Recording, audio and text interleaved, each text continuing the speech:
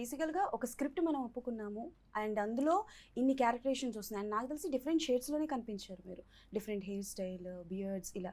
So ఈ 2 yearsలో మీరు ఏమైనా ప్రాజెక్ట్స్ మిస్ చేసుకున్నారా? డెఫినెట్గా మిస్ చేశాను, చాలా మిస్ చేశాను. అంటే మోర్ దెన్ హెయిర్ జుట్టు వల్ల మిస్ చేశా, సారీ మోర్ దెన్ హెయిర్ గడ్డం వల్ల.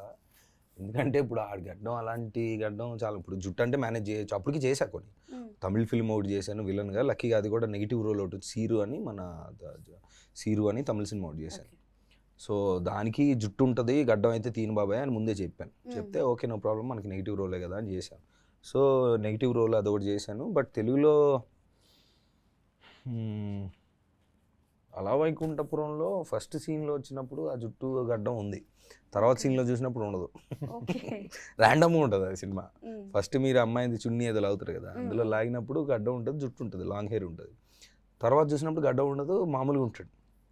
అలా వైకుంఠపురం చూడండి. తర్వాత బైక్ మీద వెళ్ళినప్పుడు లాగినప్పుడు అది ఎప్పుడో తీశారు. తర్వాత అది కూడా ఏంటి, మా ఫస్ట్ షెడ్యూల్కి మన సెకండ్ షెడ్యూల్కి వెళ్ళక ముందు ఆ షూటింగ్ జరిగింది. సెకండ్ షెడ్యూల్కి వెళ్ళి వచ్చిన తర్వాత ఏమీ లేదు.